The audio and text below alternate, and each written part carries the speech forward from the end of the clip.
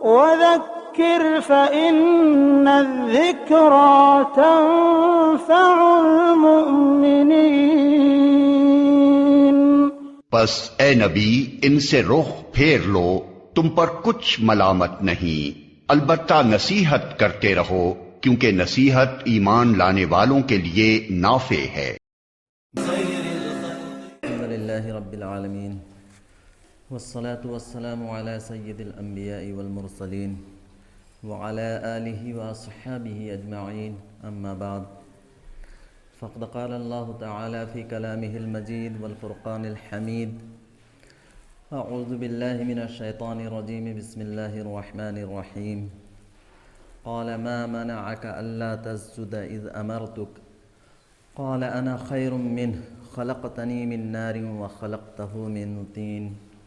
وقال في موضع آخر ولا تمش في الأرض مرحا إنك لن تخرق الأرض ولن تبلغ الجبال طولا۔ وعن عمر رضي الله عنه قال سمعت رسول الله صلى الله عليه وسلم يقول من تواضع لله رفعه الله فهو في نفسه صغير وفي أعين الناس عظيم ومن تكبر وضعه الله فهو في نفسه كبير وفي أعين الناس صغير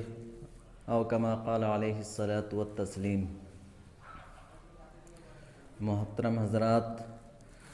بزرگوں اور میرے عزیز ساتھیوں،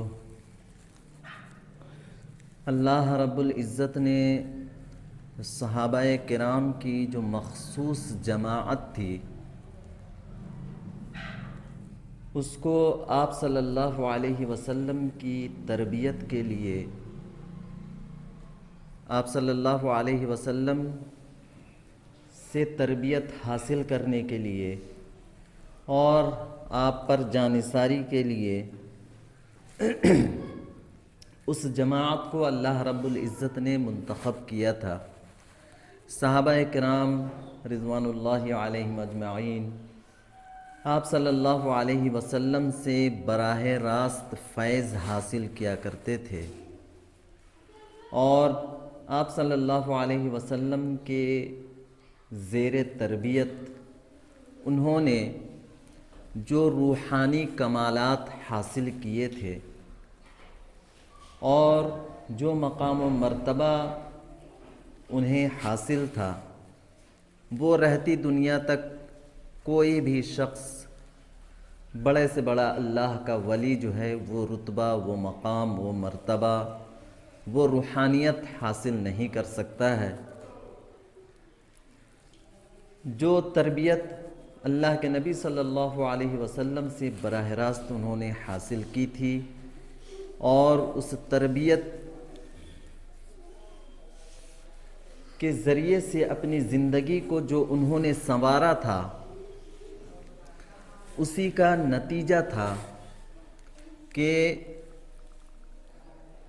ایسا معاشرہ جو ایک دوسرے کا خون کا پیاسا ہوا کرتا تھا،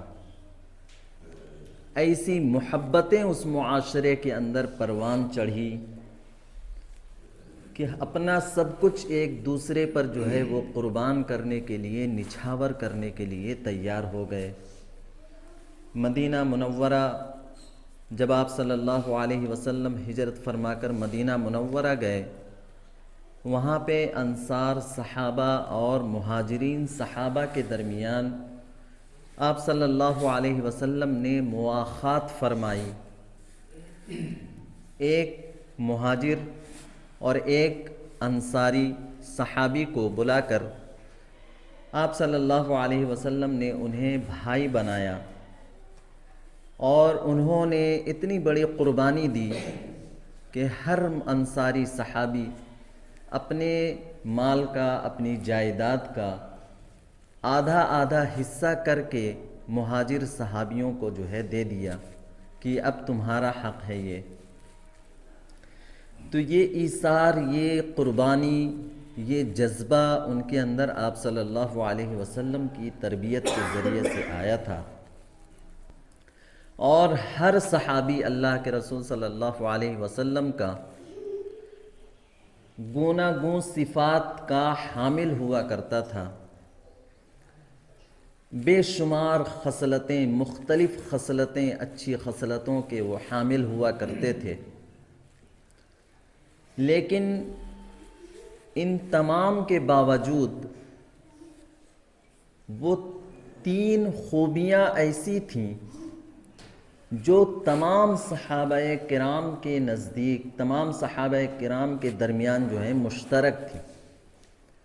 وہ 3 خوبیاں تمام صحابہ کرام کے اندر موجود تھی،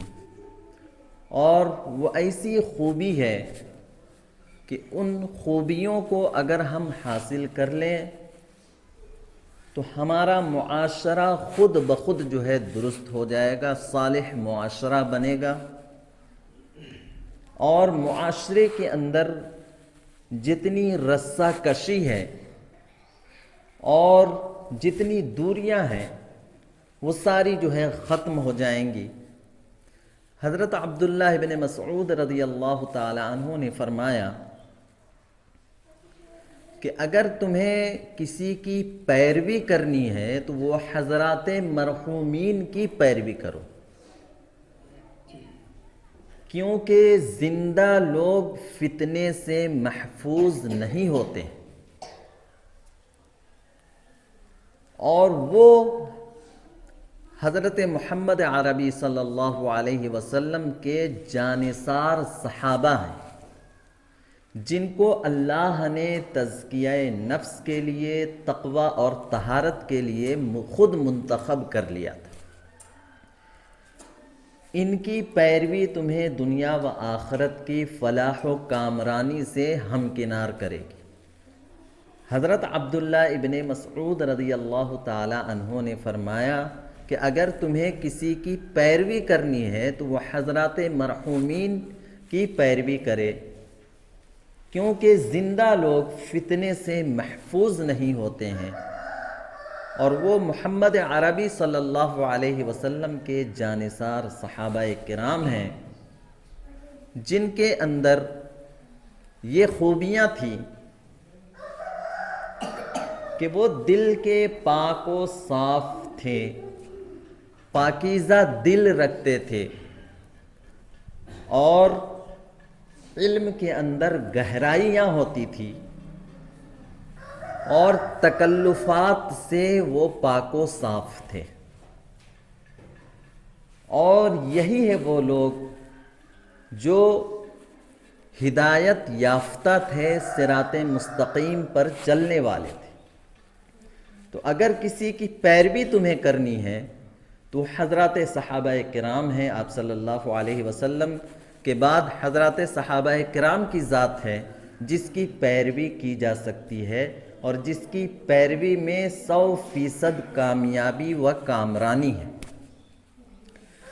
تو حضرت عبداللہ ابن مسعود رضی اللہ تعالی عنہ نے صحابہ کرام کی پیروی کی تاکید کی، اور ان کی یہ خصوصیات بیان فرمائی کہ ان کے اندر مشترکہ طور پر، ایسے تو بے شمار خوبیاں، ساری خوبیاں ہر صحابی کے اندر بدرجۂ اتم موجود تھی، ہر ایک صحابی کے اندر جو ہے اچھی خصائل، اچھے خصائل اور نیک صفات جو ہے بدرجۂ اتم موجود تھی، لیکن مشترکہ طور پر جو تمام صحابہ کرام کے اندر جو صفات موجود تھے وہ 3 صفات ہیں جو تمام صحابہ کرام کے اندر موجود تھے۔ پہلی صفت، پہلی خوبی جو تمام صحابہ کرام کے اندر موجود تھی وہ یہ تھی کہ وہ دل کے پاک و صاف تھے۔ ان کے دل بالکل پاک و صاف ہوا کرتے تھے، ان کے دل کے اندر کوئی کدورت نہیں ہوتی تھی، دل کے اندر کوئی کدورت نہ ہوتی تھی۔ آپ صلی اللہ علیہ وسلم کی صحبت، آپ صلی اللہ علیہ وسلم کی معیت اور دن رات آپ کے ساتھ رہنا، آپ صلی اللہ علیہ وسلم نے ان کے دل کا ایسا تزکیہ کیا تھا، ایسی تطہیر فرمائی تھی کہ ان کے دل جو ہے بالکل پاک و صاف ہوا کرتے تھے، ہر ایک کی طرف سے بالکل آئینے کی طرح صاف ہوا کرتا تھا۔ تو دل اگر پاک و صاف ہو تو دل کے اندر کدورتیں نہیں ہوگی، دل کے اندر کدورتیں نہیں ہوگی، نفرتیں پیدا نہیں ہوگی، عداوتیں پیدا نہیں ہوگی، اور معاشرے کے اندر جو رسہ کشی ہوتی ہے، ایک دوسرے کے ٹانگ کھینچنے کی جو کیفیت ہوتی ہے، ایک دوسرے کو نیچا دکھانے کی جو کیفیت ہوتی ہے انسانوں کے اندر، وہ بات جو ہے اس کے اندر سے ختم ہو جائے گی۔ تو پورے معاشرے کے اندر یہ کوشش ہونی چاہیے ہر فرد کی، ہر ذات کی، کہ دل ہمیشہ جو ہے پاک و صاف رہے،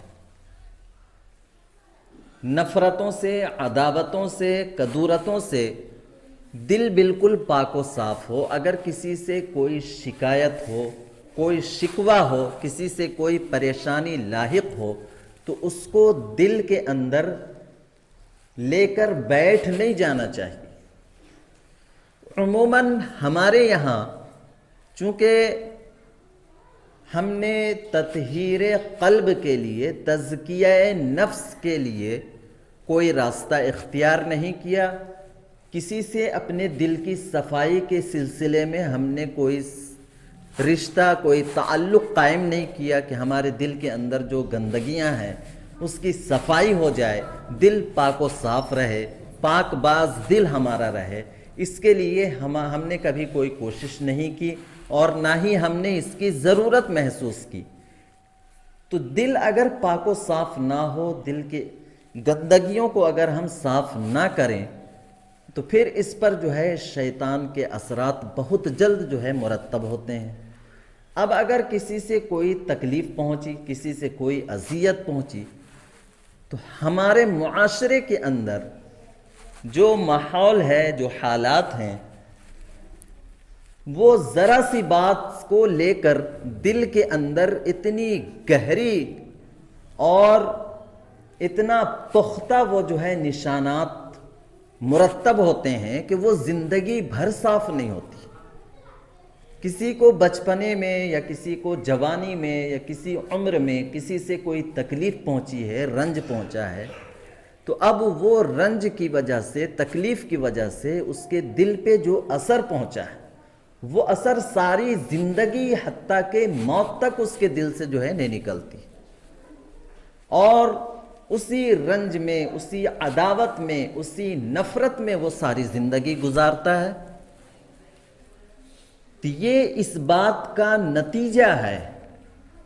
کہ ہم نے دل کی صفائی نہیں کی ہے، دل کی گندگیوں کو دور نہیں کیا ہے، اور ہمارے دل جو ہے وہ پاک و صاف نہیں ہے۔ دل اگر پاک صاف ہوتے، بالکل سیدھا سادہ مزاج ہوتا، تو اگر ظاہری طور پر کسی سے، وقتی طور پر کسی سے کوئی تکلیف پہنچتی، کسی سے اذیت پہنچتی،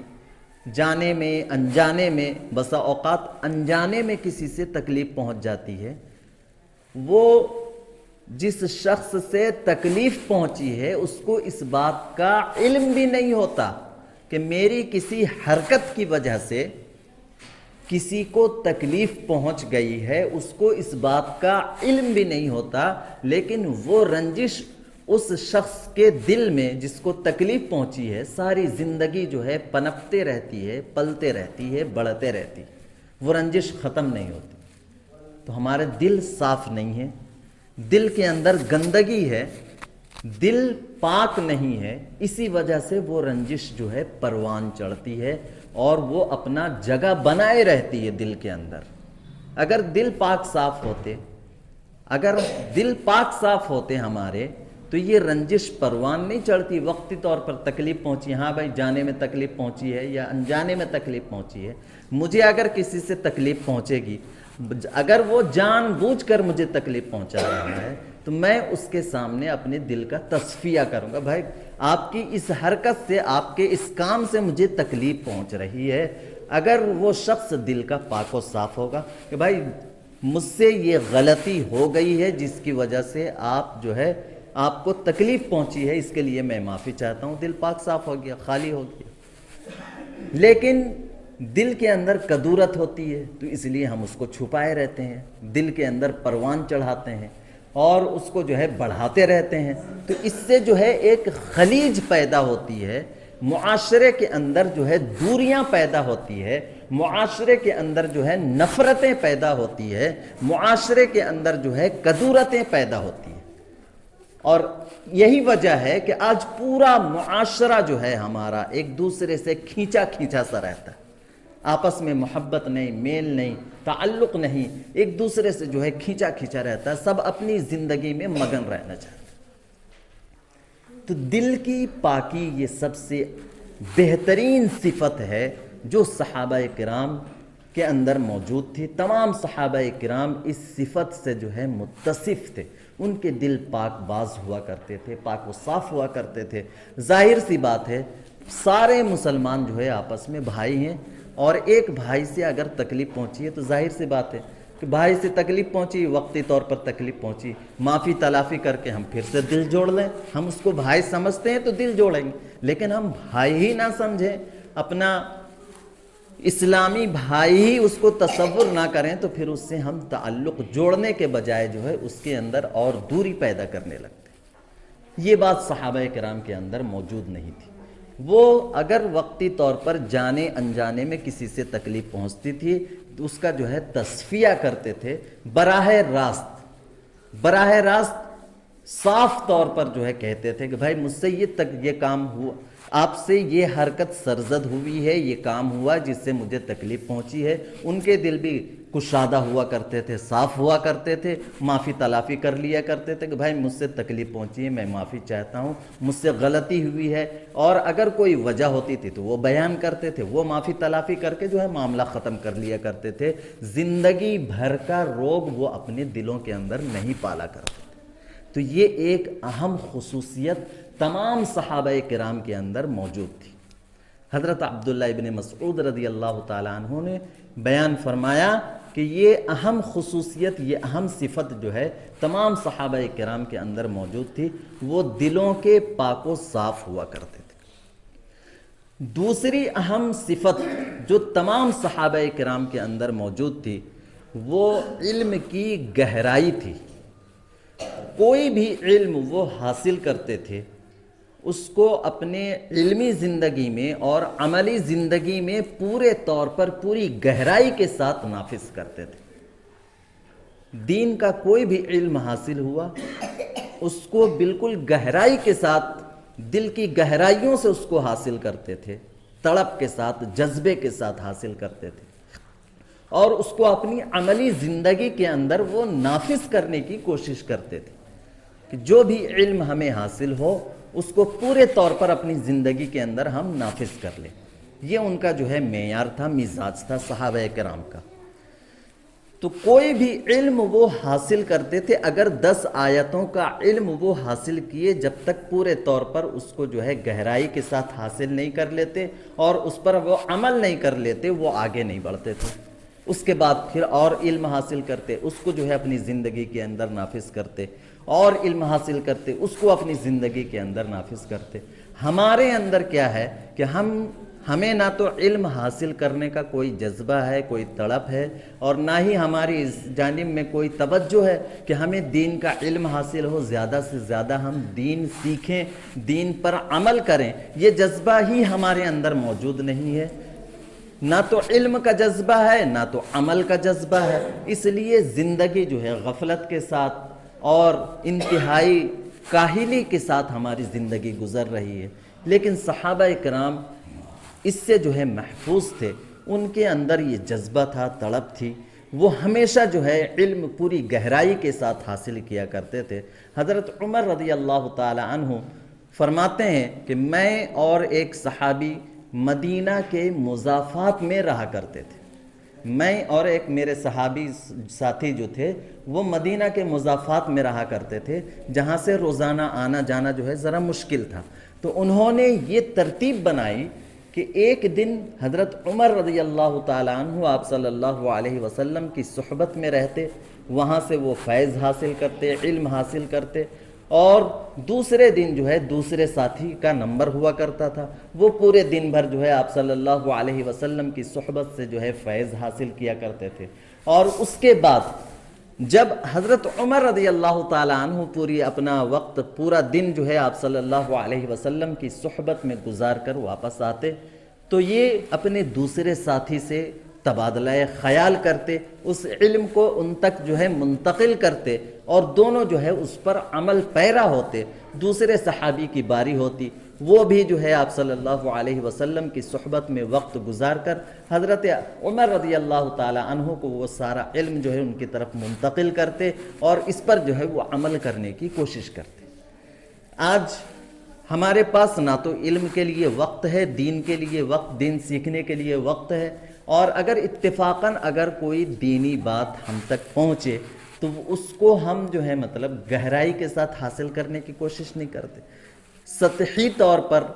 اور ظاہری طور پر ایک کان سے سن لیا دوسرے کان سے نکال دیا، کیونکہ وہ ہماری زندگی میں ہے ہی نہیں، اس پر ہمیں عمل کرنا ہی نہیں ہے، اس کی ہمیں ضرورت ہی نہیں ہے۔ ہم یوں محسوس کرتے ہیں کہ اس کی ہمیں ضرورت نہیں ہے، ہمیں تو ضرورت ہے جس سے ایسے علم کی اور ایسے کام کی جس سے زیادہ جو ہے آمدنی ہو،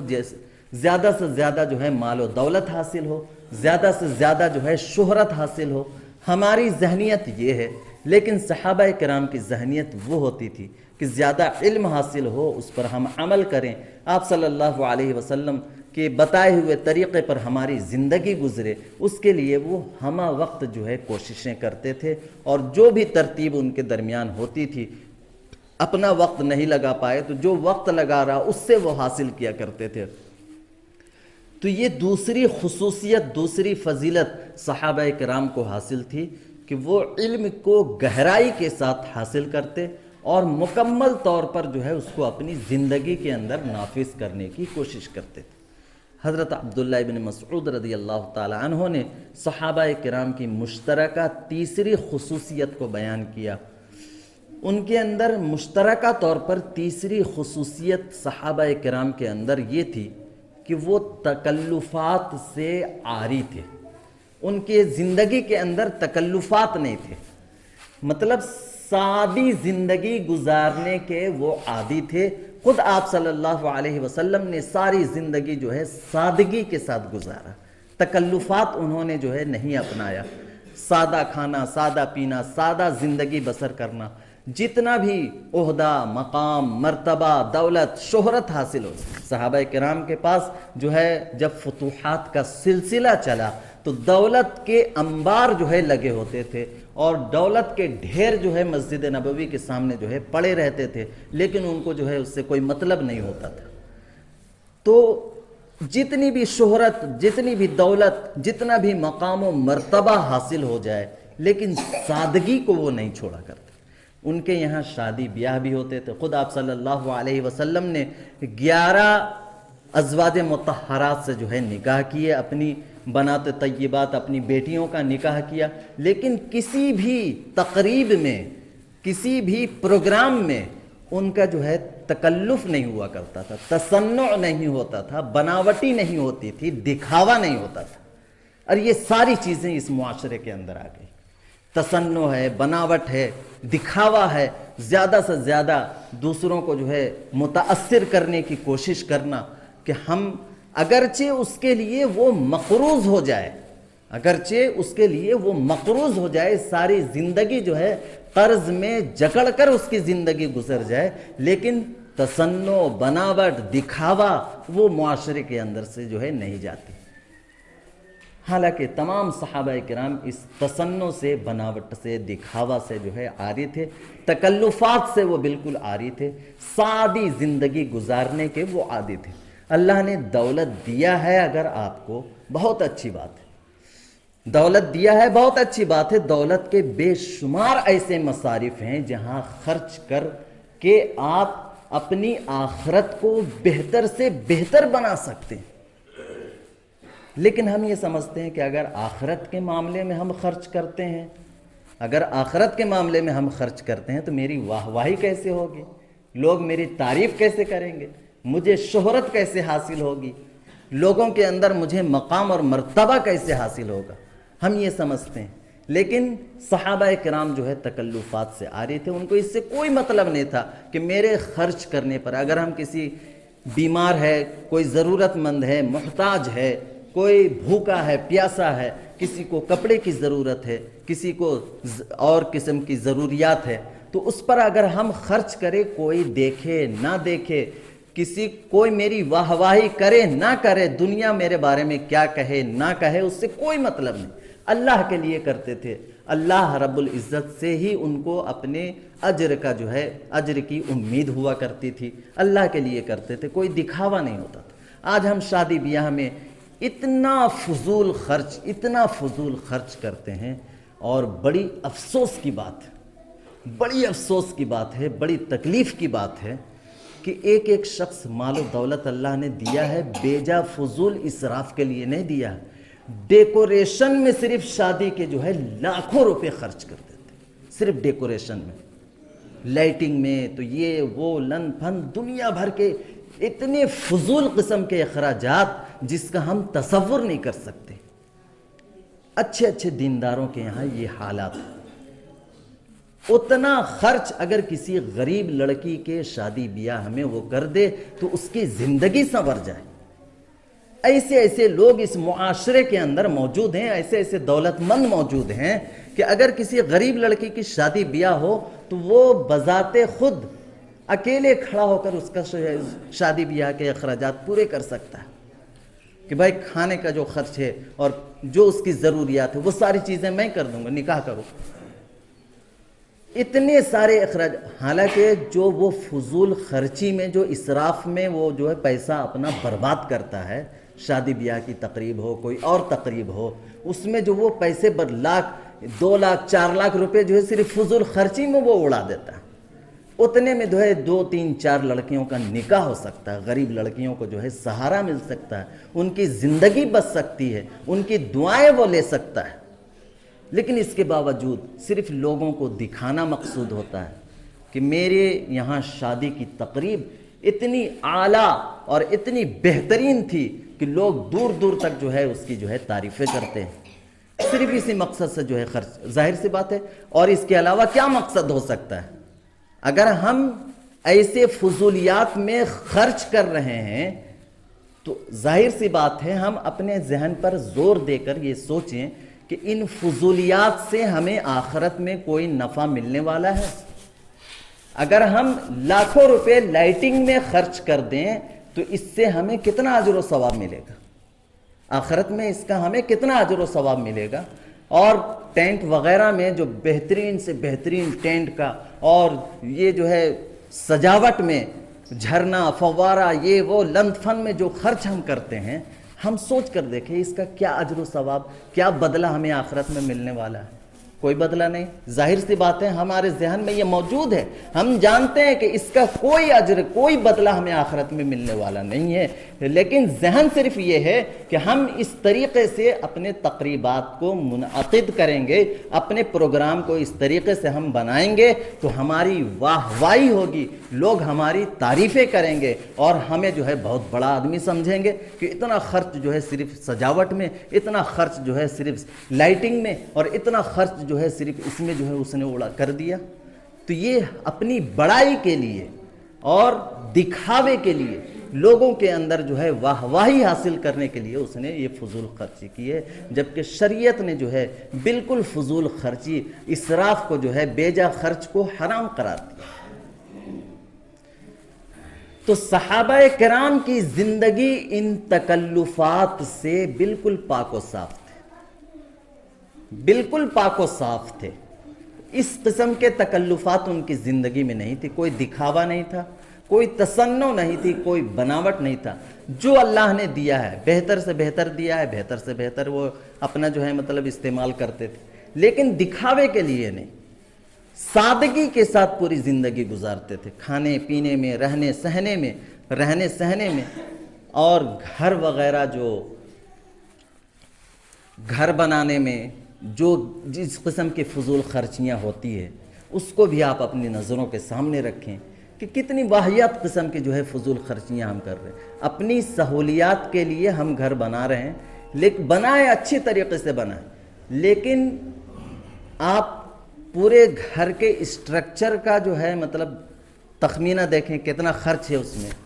اس کا 4 گنا خرچ جو ہے صرف اس کی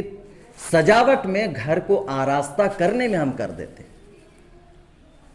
اس سے کم خرچ میں بھی ہم اپنی تمام سہولیات کو اپنے گھر کے اندر جو ہے لگا سکتے ہیں، لیکن اس کے باوجود صرف لوگ دیکھیں تو ایک مرتبہ تعریف کر کے جائیں کہ واہ کیا خوبصورت گھر، کیا بہترین گھر بنایا،